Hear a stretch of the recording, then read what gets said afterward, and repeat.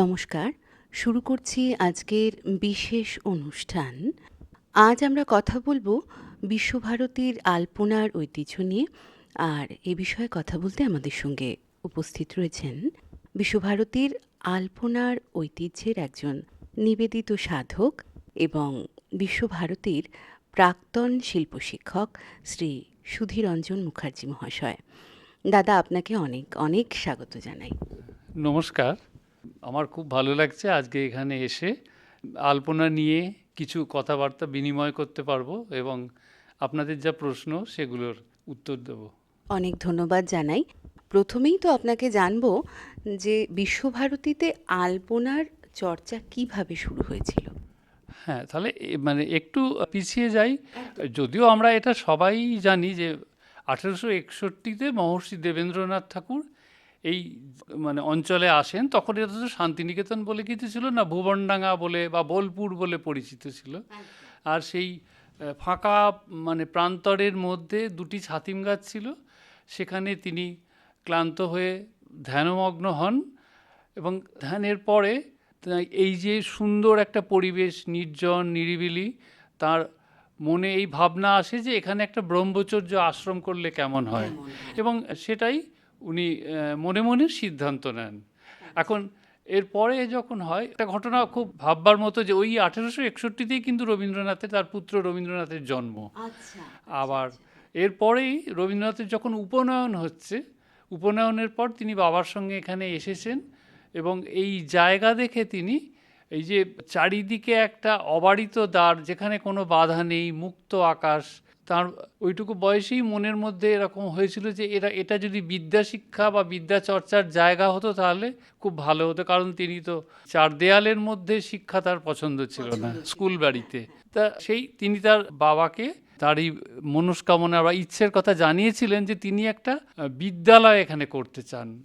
আর মনে ভাবনা ছিল সেই বিদ্যালয় হবে তপবনের ধাঁচের, কালিদাসের যুগের তপবনের ধাঁচের অথবা আশ্রমের মতো সেই জায়গাটা হবে। কিন্তু এটা অবশ্য তিনি নিজেই বলেছেন যে কালিদাসের যুগের মানে কি, তাই বলে কি হুবহু কালিদাসের যুগের করা সম্ভব হয়? কিন্তু মোটামুটি একটা ভাবনা ধরে এইটা তার এগোনো। হ্যাঁ, যাই হোক, এরপরে 1901-এ তিনি ব্রহ্মবিদ্যালয় স্থাপন করলেন।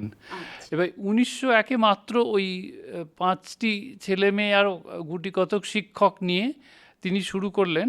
এবং তারপর দেখা যাচ্ছে যে এই যে এরা থাকছে, এদের মানে পড়াশুনো বা আর যা কিছু সমস্ত ছাড়া দেখা যাচ্ছে তাদের লক্ষ্যবস্তু একমাত্রই এই যে প্রকৃতির পরিবর্তন, ঋতু পরিবর্তন, প্রকৃতির পরিবর্তন, এটাই তারা দেখছে। এবং কবির ভাবনাতেও সেইটাই খেলা করতে লাগলো। এবং তার মনে হলো যে এখানে কিছু উৎসব অনুষ্ঠানের প্রয়োজন, এবং সেটা কিন্তু প্রকৃতিকে নিয়েই, ঋতু উৎসব বা এই জাতীয় কিছু। আর ঋতু উৎসব কিন্তু কবির ভাবনাতে মনে এলেও তার কনিষ্ঠ পুত্র সমীন্দ্রনাথের ভাবনাতে এসেছিল, এবং প্রথম ঋতু উৎসব হয় 1907 সালে। এরপর যেটা ঘটনা, আমি খুব সংক্ষেপেই বলছি যে আচার্য ক্ষিতিমোহন সেনকে তিনি তার এখানকার যে শিক্ষা প্রতিষ্ঠান বা এই বিদ্যালয় গড়ার কাজে তিনি কাছে পেতে চেয়েছিলেন, এবং ক্ষিতিমোহন সেন এসেছিলেন এই 1908-এর বর্ষাকালেই। এটা তার লেখা থেকেই আমরা জানতে পাচ্ছি। এবং 1908-এ বর্ষাকালে আসার পরই কিন্তু একটা বর্ষা উৎসব হয়। আর সেই বর্ষা উৎসবের বর্ণনায় পাচ্ছি যে একটা মাটির বেদি করা হয়। সেই বেদির ভাবনা এসেছে কিন্তু বৈদিক যুগ থেকে। ওরা আর্যরা যে বৈদিক যুগে যে যাগযজ্ঞ করতেন সেই বা পূজা করতেন, সেটা কিন্তু একটা বেদি করতেন, যেটাকে বলা হয় স্থণ্ডিল, এবং সেই বেদিই গড়া হয়েছিল 1908 সালে। এবং বর্ষা উৎসবের মধ্যে মানে অভিনবত্ব ছিল এই যে সেখানে যেমন বেদ উপনিষদের মন্ত্র থেকে পাঠ হয়েছিল, তেমনি ইংরেজি কবিতা সাহিত্য থেকেও পাঠ হয়েছিল। আবার রবীন্দ্রনাথের গান তো ছিল, ব্রহ্মসঙ্গীত ছিল। এই সবটা মিলিয়ে যেটা যেটা ক্ষিতিমোহন সেন নিজেই বলছেন যে এই যে জিনিসটা আমদানি করা হলো, আমদানি মানে এই যে নানান জায়গা থেকে একটা কি বলবো আদর্শ জিনিসের একটা সমন্বয়, সঙ্গীত, পাঠ ইত্যাদি সমস্ত কিছু, এবং ওই বেদির সঙ্গে ধূপ এবং দীপ, এটাও তাহলে একদিকে ভারতীয় আদর্শ ধারা রইল, আর একদিকে প্রাচ্য পুরো সেটাও রইল। এইভাবে হলো। এখন আলপনা, ক্ষিতিমোহন সেন নিজেই বলছেন যে আলপনা এর সঙ্গেই ছিল, এর সঙ্গে ছিল মানে এরপরে শান্তিনিকেতনের যে অনুষ্ঠান হয়েছে সেখানে আলপনা একটা অঙ্গ হয়ে উঠল। অর্থাৎ এইভাবে উৎসবের বা অনুষ্ঠানের সাজসজ্জা এবং তার সঙ্গে আলপনা একটা আবশ্যিক জিনিস হয়ে উঠল, এবং সেই আলপনার ভাবধারা ক্ষিতিমোহন সেনই প্রথম দিতে শুরু মানে নির্দেশ দিতে শুরু করেছিলেন। আর এই দিক দিয়ে প্রথম আমরা ছবি পাচ্ছি আলপনার, সেটা হচ্ছে 1911 সালে রবীন্দ্রনাথের 50 বৎসর জন্মদিন উপলক্ষে। সেখানে দেখছি একটা চতুষ্কোণ আলপনার ওপরে রবীন্দ্রনাথ বসে আছেন, তার চারপাশে নৈবেদ্যর মতো সাজানো, এবং আসলে সেগুলো নৈবেদ্যর মতো, কিন্তু নৈবেদ্য ঠিক নয়, আমাদের পূজার নৈবেদ্য যাকে বলে সেইভাবে নয়, কিন্তু সেখানে রয়েছে কি না গাছের ফুল পাতা ইত্যাদি। হ্যাঁ, আর সেই যে আলপনাটা হচ্ছে একদম জ্যামিতিক চতুষ্কোণ, এবং তার মধ্যে বৃত্তের মধ্যে একটা পদ্মের আভাস, এইটাই হচ্ছে আলপনা প্রথম আমরা পাচ্ছি শান্তিনিকেতনে। এবং এই একই রকম আলপনা আমরা দেখলাম 1914 সালে যখন রবীন্দ্রনাথ নন্দলাল বসুকে নিয়ে এলেন, এই একই আলপনা। সুতরাং এইখান থেকেই আমরা আলপনার সূত্রপাতটা শান্তিনিকেতনে দেখতে পাচ্ছি। বাহ! অসংখ্য ধন্যবাদ। আমরা অনেক সমৃদ্ধ হলাম। এত সুন্দর বললেন আপনি। আর সত্যিই কিন্তু বিশ্বভারতীর আলপনার এই যে ইতিহাস, তা কিন্তু আমাদের সাংস্কৃতিক ঐতিহ্যের এক মূল্যবান অধ্যায়ও বটে। এরপরে রবি ঠাকুরের ভাবনায় আলপনা কিভাবে একটি সাংস্কৃতিক ভাষা হয়ে উঠেছিল বলে আপনার মনে হয়?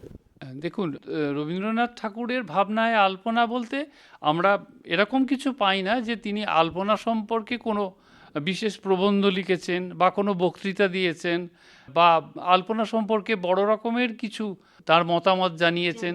সেরকমভাবে আমরা তার লেখা, তার রচনা থেকে পাচ্ছি না। কোথাও কোথাও আলপনাকে তিনি উপমা, উদাহরণ হিসেবে ব্যবহার করেছেন, সেরকম পাচ্ছি। হ্যাঁ, কিন্তু আলপনা যে তার মানে ভাবনার ভেতরে একদম অন্তঃস্থলে ছিল, সেটার আমরা প্রকাশ পাচ্ছি যে উনি বাংলাদেশে যেতেন তাদের জমিদারির কাজে, ঠাকুরবাড়ির, এবং সেখানে গিয়ে উনি বাংলাদেশের মানে তখনকার পূর্ববঙ্গ, তিনি তো যেতেন শিলাইদহে, এবং সেখানকার আশপাশের গ্রামে দেখতেন মেয়েরা আলপনা দিচ্ছে। তার অসম্ভব ভালো লেগেছিল, এবং তার সেই মুহূর্তে মনে হয়েছিল যে এই আলপনা এবং নকশা দেখেও তিনি মুগ্ধ হয়েছিলেন। এই আলপনা এর একটা সংরক্ষণ হওয়া দরকার, থাকা দরকার, কিন্তু মাটির ওপর আলপনা সে তো আর নিয়ে গিয়ে মিউজিয়ামে তোলা যাবে না, বা তখন অত বই ছাপাখানার ইয়েও অত ছিল না, বা ক্যামেরারও ব্যবস্থা ছিল না। তো তিনি করলেন কি, তিনি সাদা কাগজ কিনে তার উপর ওই মেয়েদের দিয়ে আলতা দিয়ে আলপনা আঁকালেন। হ্যাঁ, এবার সেই আলপনার গোছ নিয়ে তিনি কলকাতায় এসে তার ভাইপো অবনীন্দ্রনাথ ঠাকুরের হাতে তুলে দিলেন। বললেন, তুমি আলপনা নিয়ে গবেষণা করো এবং সেটাই তুমি নিয়ে থাকো। এবং শুধু আলপনা নয়, তিনি একই সঙ্গে আগেকার রূপকথা, আগেকার ছেলে ভুলোনো ছড়া ইত্যাদি অনেক কিছু নিয়ে। তো যাই হোক, এখান থেকে বোঝা যাচ্ছে যে আলপনার প্রতি তার কিন্তু গভীর ভাবনাটা তার ছিল। হ্যাঁ হ্যাঁ, ছিল। আর এছাড়া আমার যেটা মনে হয়, যখন দেখছি যে তিনি তার জীবনের শেষের দিকে এসে তিনি যখন ছবি আঁকা শুরু করলেন, ছবি আঁকা ঠিক ছবিতেও হবে না, তিনি তার লেখার রচনার যে অংশগুলো সংশোধন করা দরকার সেইগুলো কাটতে গিয়ে কেটে, এবং তার উপর কাটাকুটি করতে করতে, কালি আর কলমের কাটাকুটি করতে করতে অদ্ভুত অদ্ভুত সব আকার বেরিয়ে এলো। এবং সেই আকার হয়তো প্রথম লাইনে খানিকটা কাটলেন, দ্বিতীয় লাইনে, আবার তৃতীয় লাইনে এপাশে খানিকটা। ফলে এই যে কাটাকুটিগুলো একটার সঙ্গে একটা জুড়ে লাইন বেয়ে লাইন নামছে নামছে নামছে, আর সেই এক একটা দিকের লাইনে দেখা যাচ্ছে এক একটা জন্তুর মুখ। আবার সবটা মিলিয়ে মনে হচ্ছে যেন একটা আর্কিটেকচার বা স্থাপত্য। মানে কিন্তু এটা ভীষণভাবে আমার তো মনে হয়েছে বেশ মানে অলঙ্করণ বা আলংকারিক আর কি এই জায়গাগুলো। কাজেই তার ওই যে তার ডিজাইনের দিকে একটা আগ্রহ, সেটা তার প্রথম দিকের মানে ছবির শুরুতেই দেখা গেছে। এবং তারপরে যখন ছবি এঁকেছেন, এক একটি ছবি তার যে কার্ভ লাইন, তার যে বক্ররেখা, যেগুলো তিনি করেছেন সেগুলো অনেকটাই আলপনার মতো। তার ঘূর্ণনগুলো, আলপনার যে কার্ভ লাইন থাকে সুন্দর সুন্দর, সেই বাঁকগুলো রয়েছে। সুতরাং এই যে তার সেন্স অফ ডিজাইনটা অত্যন্ত প্রখর ছিল বলেই এটা সম্ভব হয়েছে। আর আরেকটা ঘটনা যেটা মনে হয়, যেটা রানীচন্দ্রর মুখ থেকে আমরা জানতে পারি, এই জায়গাটা তিনি সরাসরি আলপনার কথা বলছেন।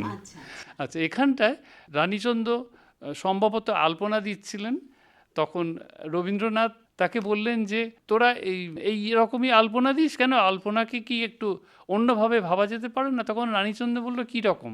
তখন তিনি যে ভৃত্য ছিল তাকে বললেন একটা বাটিতে জল নিয়ে আসতে আর একটু তেল। তিনি সেই জল ভর্তি বাটির ওপরে একটু তেলের ফোঁটা কয়েকটা ফেলে দিলেন, আর সেই যেটা হয় তেলের ফোঁটাটা ওর ওপর পড়ে মিশ খায় না তো, ঘুরতে ঘুরতে ঘুরতে নানা আকার নিতে লাগলো। উনি বলেন এই যে দেখছিস, এই যে রেখা ঘুরছে, বেঁকছে, নানা দিকে ছড়িয়ে যাচ্ছে, আমাদের আলপনা কি এরকম হতে পারে না? মানে আসলে ওই যে আমরা সিমেট্রিক্যাল আলপনা করি, সেই ভাবনার থেকে উনি একটা মুক্ত ছন্দের আলপনার কথা বলেছেন। এগুলোই মনে হয় তার আলপনার ভাবনা আর কি। বাহ, চমৎকারভাবে ফুটিয়ে তুললেন আপনি, এত সুন্দর বললেন, সত্যি তাই। তাহলে শ্রোতা বন্ধুরা, রবি ঠাকুরের ভাবনায় শিল্প যে একটা জীবনচর্চার অংশ ছিল তা কিন্তু আপনার কথায় স্পষ্ট হলো।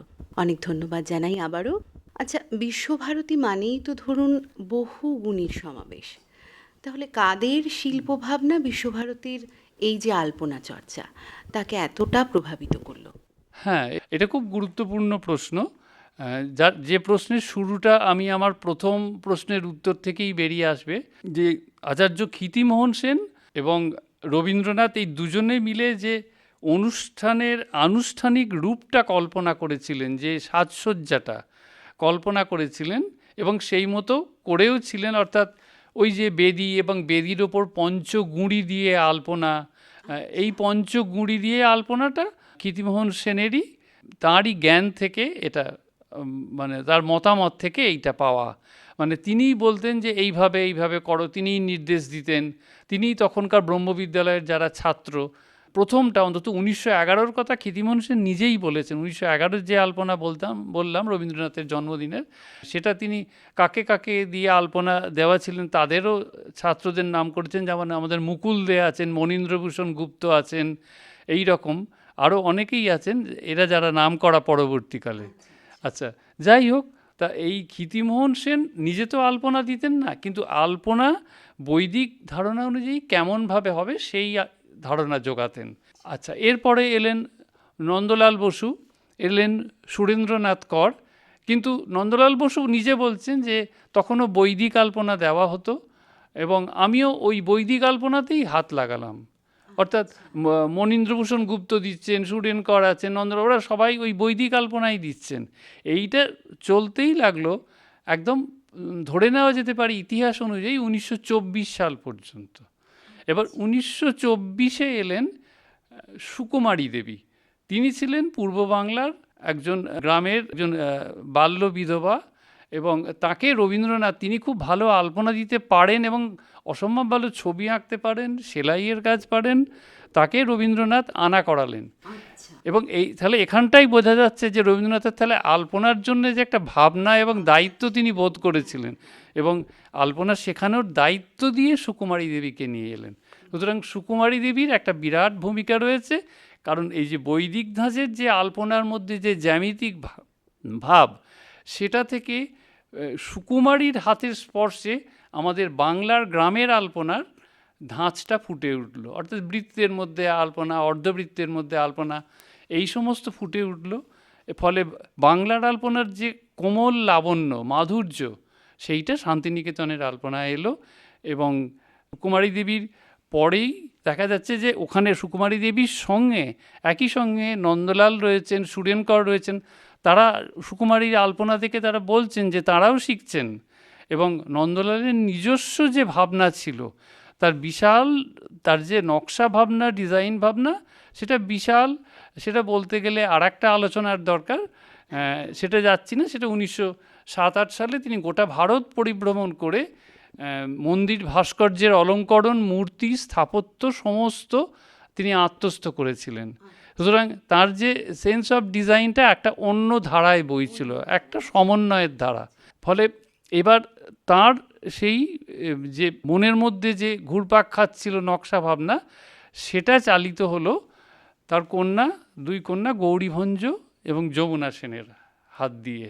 এবং তারাও পিতার মতোই অনেকটাই, পিতার যে দর্শন সেটা তারা অনেকটাই ইনহেরিট করেছিলেন, এবং রবীন্দ্রনাথকে তো তারাও কাছে পেয়েছিলেন এই জায়গা। এবং তারপরে দেখা যাচ্ছে যে আলপনা আরও পরবর্তীকালে যারা এসেছে আমরাই দেখেছি তাদের, শ্রী ননীগোপাল ঘোষ, শ্রী প্রণবরঞ্জন রায়, এবং আরও অনেকে এসেছেন যেমন শিশির ঘোষ।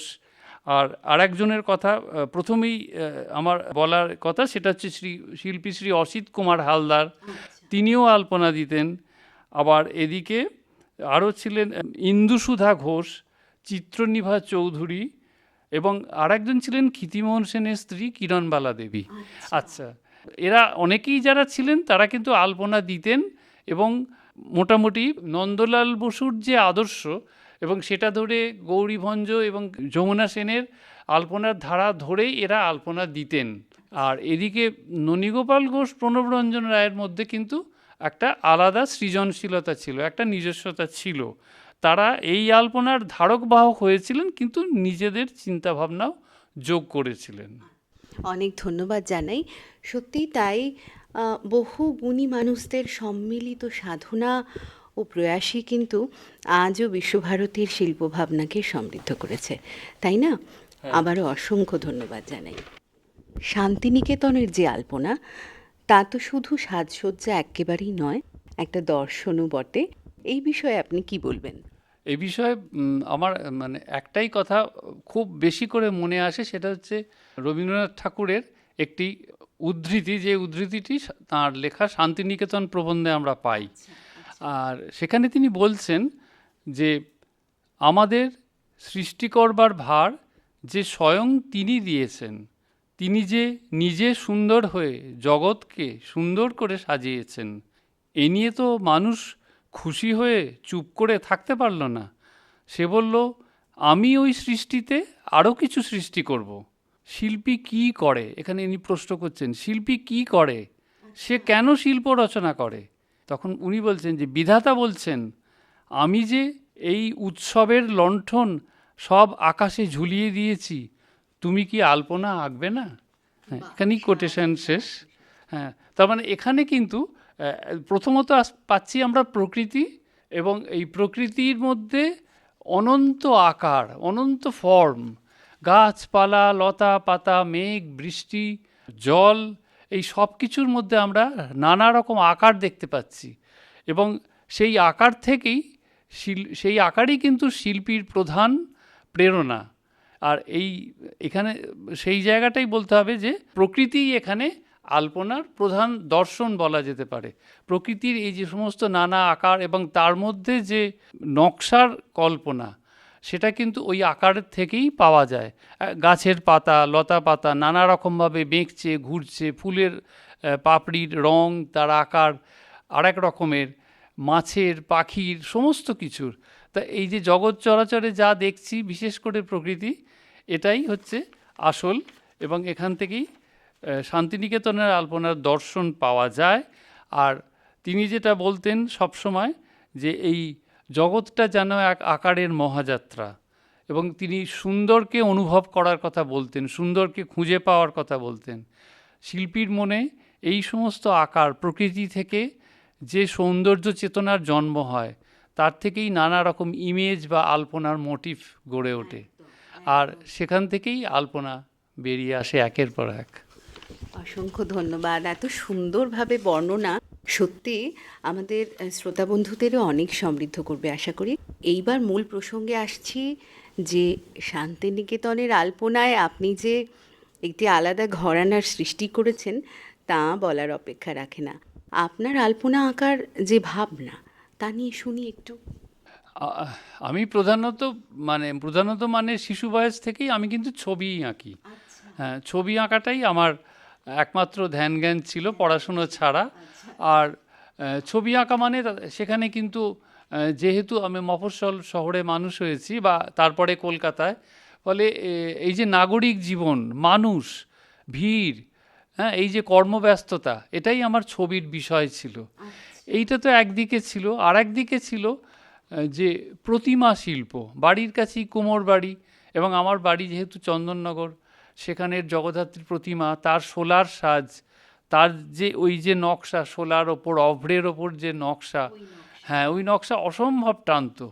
মানে একদিকে আমি বাস্তব থেকে ওই ধরনের ছবি আঁকছি মানুষ, আর একদিকে নকশার ভাবনাগুলো আমি কিছু কিছু খাতার পিছন দিকে, স্কুলের খাতার পিছন দিকে এঁকে রাখতাম। এইটা আমার আরও বেশি আগ্রহটা বৃদ্ধি পেল শান্তিনিকেতনে এসে। এবং শান্তিনিকেতনে প্রথম এসে এখানকার আলপনা ছাতিমতলায় দেখে আমি মুগ্ধ হয়েছিলাম। এবং তখন ওই যে অলঙ্করণ, ওই যে আলপনা, তার একটা অন্য বৈশিষ্ট্য খুঁজে পেয়েছিলাম। যেন মনে হয়েছিল যে এখানে এর মধ্যে যেন ছবি আছে, বা আমার যে ছবির ভাবনা, সেটা যেন আমি তার পরে পরে বুঝলাম সেটা যেন এখানে আমি প্রকাশ করতে পারবো। কারণ এর মধ্যে না ছবির যে মানে চিত্রগত গুণ বা চিত্রগত বৈশিষ্ট্য, সেইটা আমি খুঁজে পাই। অর্থাৎ যে কম্পোজিশন, সাজানো, এবং বিভিন্ন পরিসর বা স্পেস ছাড়া আবার একটা ছন্দ এবং গতি, এই সমস্ত কিছু, সেইগুলোই সব পেয়েছিলাম। আর যেহেতু হয়তো আমার আলপনার নকশা কিছুটা আলাদা হয়েছে, সেটা অনেকেই বলেন, তবে আমার আলপনা তো সত্যি কথা বলতে নন্দলাল বসু, গৌরীদি, এদের আদর্শ ধরেই আমার আলপনার ভাবনার মানে অনেকখানি এগিয়েছে।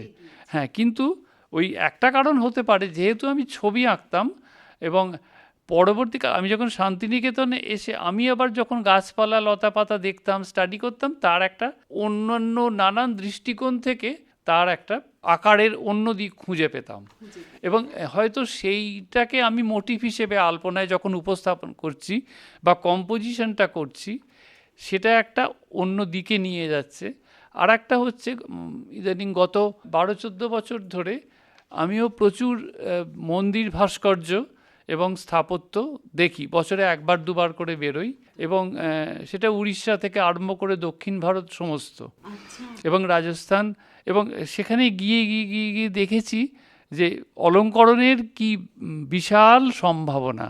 এবং অজন্তার গুহাচিত্র অবশ্যই নাম করতে হবে, এবং সেখানকার অলঙ্করণ, এগুলোও আমার ভাবনার সঙ্গে মিশেছে, তাই হয়তো কিছুটা আলাদা হয়েছে হয়তো।